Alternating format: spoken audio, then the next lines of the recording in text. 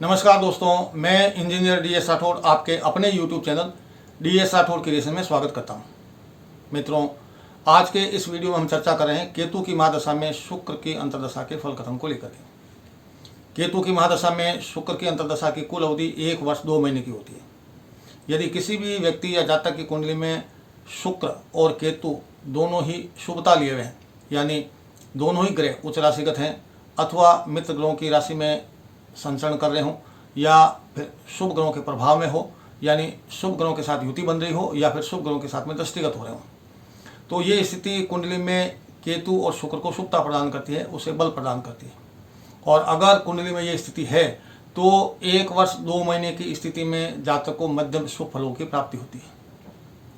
केतु और शुक्र की शुभता होने के बावजूद जातक की जो बुद्धि है वो इस अवधि में काम वासना की तरफ ज़्यादा अग्रसर रहती है। वह हमेशा भोग और विलास में जीवन जीने के सपने देखता रहता है।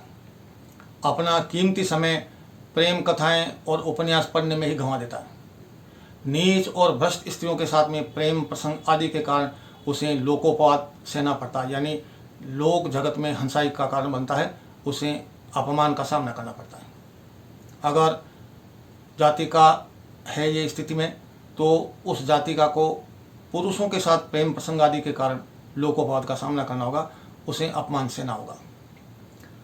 इन सब के बावजूद भी जातक, चूंकि शुक्र सांसारिक सुख का कारक ग्रह है और केतु आकस्मिक घटनाओं का कारक ग्रह, लिहाजा केतु की महादशा में शुक्र की अंतर्दशा आने पर और केतु और शुक्र की शुभता होने पर जातक सांसारिक सुख से संबंधित सारे साधन इस महादशा में जुटा लेता है।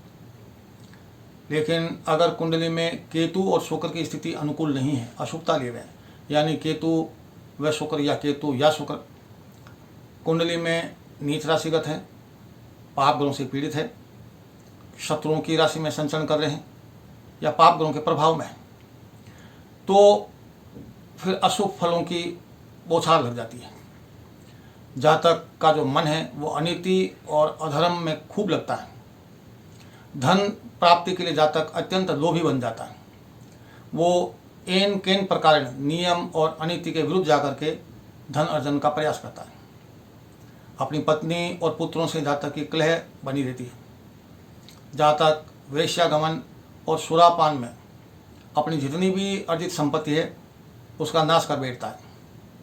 मन में ईर्ष्या और द्वेष की भावना उसके चित्त में स्थायी घर बना लेती है।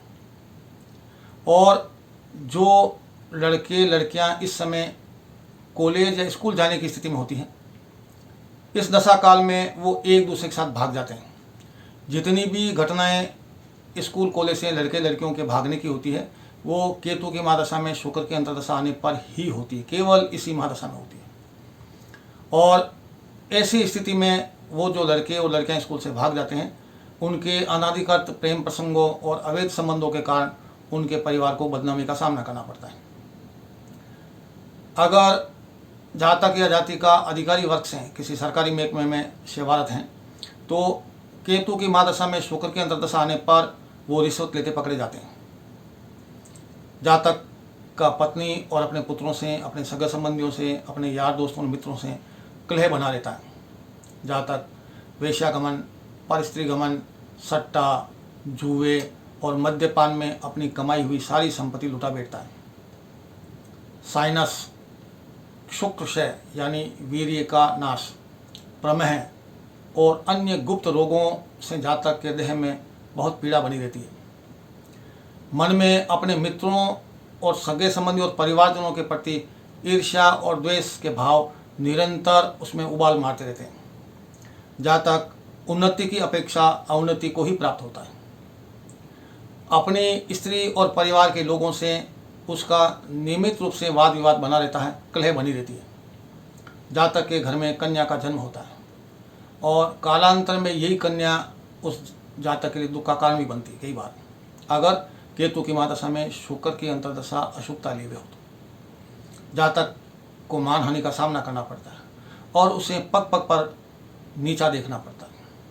कुल मिलाकर के केतु की महादशा में शुक्र की अंतर्दशा अगर चल रही हो और उसमें केतु और शुक्र अशुभता लिए हुए हो निर्बल हो कुंडली में तो ये सारे के सारे अशुभ फल कथनों का जातक को सामना करना पड़ता है। अन्यथा शुभता की स्थिति में जातक को मध्यम शुभ फल भी प्राप्त होते हैं, जो मैंने इस वीडियो के पूर्व में बताए। तो दोस्तों, आज के लिए बस इतना ही। इस वीडियो के आखिर तक बने रहने के लिए आपका बहुत बहुत धन्यवाद और आभार। मिलते हैं अगले वीडियो में, तब तक के लिए नमस्कार, जय हिंद, वंदे मातरम।